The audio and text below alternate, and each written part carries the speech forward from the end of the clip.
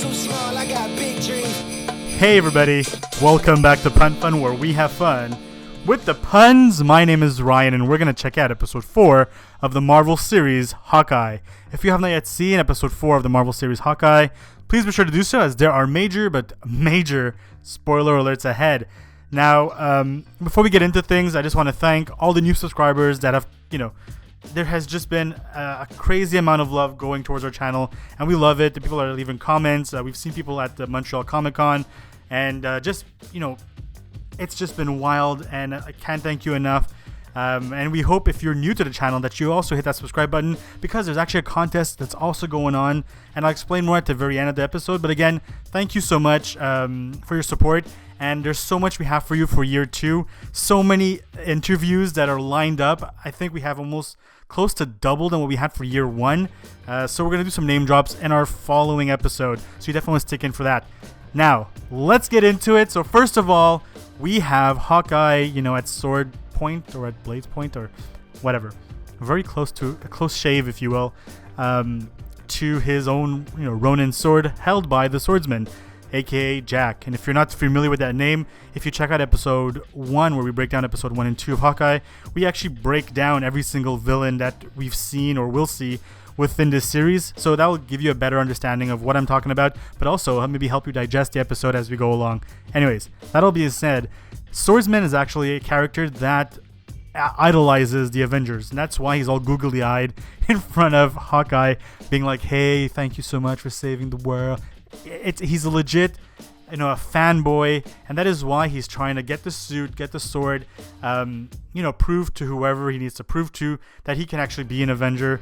He hasn't done that yet, but I think that's kind of be down the road. I really hope they do follow that line, because at some point he does succeed in infiltrating the Avengers, only because the Mandarin actually helps him, get his gear and everything and become an Avenger. And then, like I said, he falls in love with Mantis and sacrifices himself for the sake of Mantis, which is very heroic, and that's what's going to happen. There's going to be a lot of switches, so a lot of villains that we see are going to maybe turn into good guys, whereas there are going to be a lot of people that think they're doing good that may actually be villains in the end. So wink wink, there's a spoiler at the end that we'll get to, don't worry.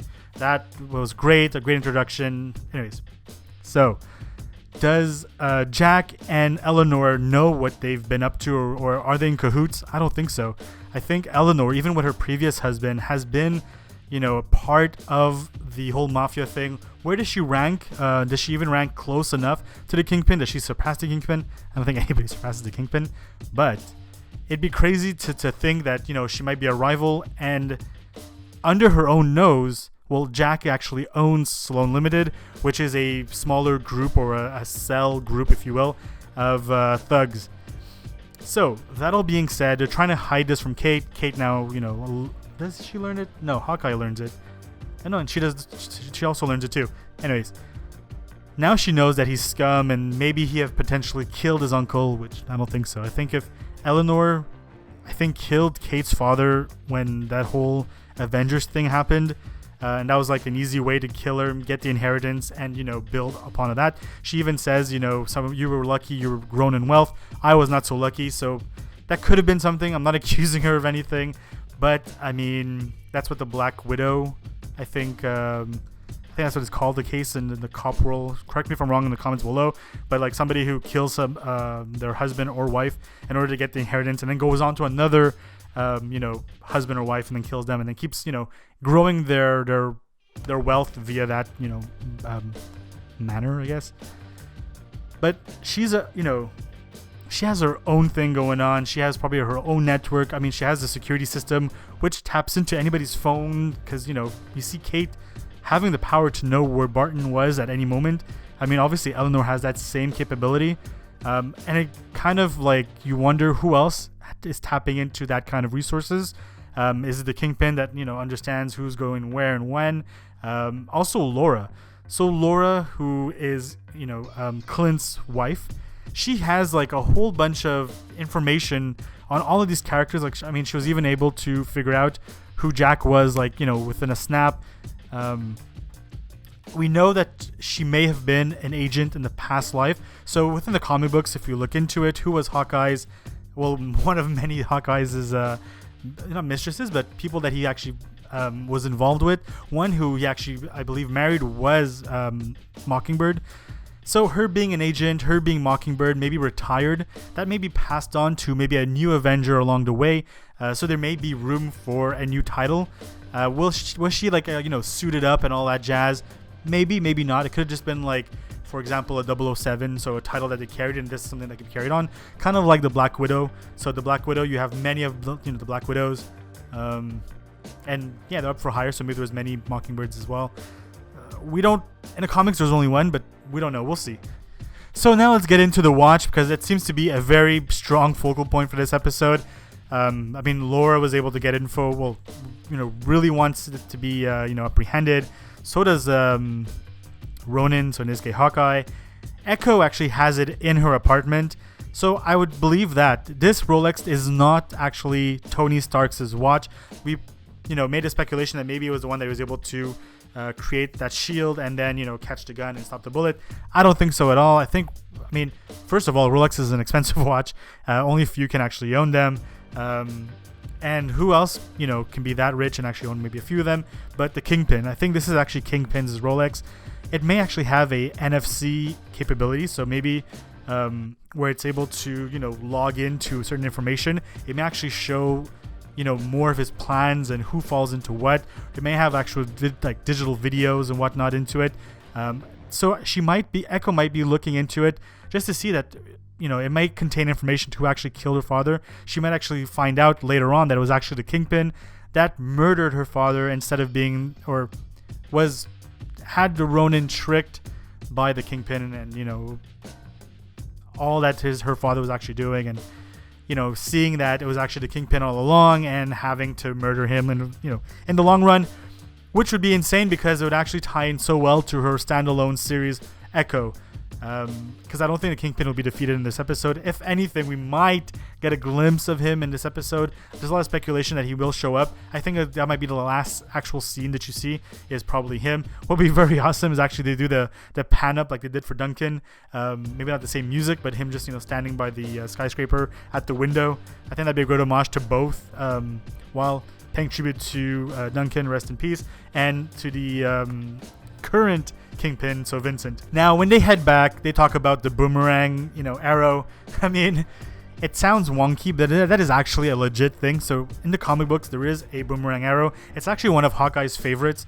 And to see it kind of reverse the roles once again, like they did with the car, where Kate was driving and Hawkeye was pulling the arrows, whereas in the show, Kate was actually shooting and Hawkeye was the one driving. In this situation, Hawkeye doesn't like the boomerang, or is like, what do you mean? How could that even work or possibly work? But in the comic books, it's actually Kate that's kind of like, no, that just sounds stupid. Like, you shoot something to come back at you, it's bound to be, an accident and so on. So it's definitely cool to see that in this universe or in this dimension. So in MCU 199, that the roles are kind of switched in a way that, Hawkeye is kind of, the roles are switched basically. So I think that's what's going to happen also in this episode. That's kind of what's going to happen, passing the torch. It's going to be, the switching of, who is going to be Hawkeye and the role going towards Kate Bishop at the end. So now the mother doesn't want her to be, affiliated with Hawkeye because she knows that he was there and involved when Black Widow had passed away or had died. So she doesn't want the same fate for her daughter. Also Clint doesn't want that for Kate as well. So, seeing the callback, seeing, when she was falling off the rooftop, remembering like, oh, damn, like, you know what? I'm endangering this child or this person more than anything else. I need to separate them. And having, and this is where it is, Yelena come in as, a Black Widow, hired by the Thunderbolts, or in this case, Contessa. Yeah, like, once a Black Widow is on your case, they usually kill everything around it. And that's why she kind of looked at her and said, like, no, I'm not here for you. She's definitely just here for the Ronin, but she have to be careful because if they come in the way of, killing the Ronin, she will knock her out in no time. We also get a few glimpses of Echo in this episode. I mean, not as much as the previous episodes, obviously. However, it was important enough because now we know there is going to be, this fight along the way, basically with the clown. So, I forgot his name. Kazi? Yeah, with Kazi. So basically, there's going to be kind of a fight for power and who is actually going to own the tracksuit mafia. In this case, the clown is probably going to take over, especially with that chit chat that he had with Hawkeye, or what Hawkeye had with him, basically to overrun and overtake, the pull ranks basically, and become the leader of the group, which may squeeze out Echo, which by all means would probably be perfect for her, because she's all about, probably, getting revenge for her father by, obsoleting either the group, which she can no longer be a part, because basically they may have, instigated the death of her father, or if not, Kingpin. Now, all that being said, we're going to tie things up with a bow and wrap it up. Basically, it was such a cool homage, or I guess it's a panel for stuff that came straight from the comic books, if you will. So basically when Kate is wearing the Leica shirt, which has a dog and kind of a spaceship, or in space, if you will, I thought that was a cool homage. I mean, it was, well, not homage, but it was like pulled directly from the comic books, and there's so much of that is taken and is just splashed onto the show, which I thought is just, great all the way through, especially the Christmas theme. I mean, they've kept it alive, and I mean, I think that's what we're doing here as well. We've definitely, went full on Christmas, or holiday, if you will. And yeah, one last thing, especially talking about the holidays, is we're all about the giving. So there's actually 2 giveaways that's going on right now.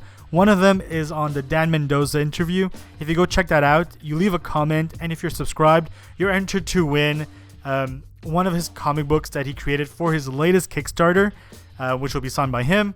And also, there's a second giveaway, and this one is on the Nightmare Before Christmas. So this is when we interviewed Nightmare Lynch, and Dan was there as well. Basically, you're getting a comic book that is no longer in print because the Kickstarter was done long ago. It will be signed by the artist as well. I mean, her books are just insane. The writing, the creativity, the headbutts. I mean, you get all that in that interview. There's even a magic trick. So an episode that talks about, being inspired by magic and a tribute to people that love the magic. There's actually a magic trick within that show, so you definitely want to check that out. And yeah, I mean, all you got to do is be subscribed, put a comment in that episode as well, and we ask that you share it. You need to use hashtag #TeamPunFun, and this way I can find it within the social medias, and then you're qualified to win. We have so many qualifiers already. The Dan Mendoza contest or giveaway ends on the 15th of December, so take note of that. And the Nightmare Before Christmas contest ends on the January 1st. So December 15th, 2021, and the January 1st, 2022. Dang, that's going to be hard to remember or keep saying because we're so programmed in saying 2021. That all being said, thank you so much for being a part of Team PunFun's continuous success. I mean, we're still, a small channel, and we're trying to grow as much as we can, trying to connect, artists to artists, artists to the fans, artists to new coming artists. And we want to be that connection for you with everything to do with the comic book world. We also do unboxings.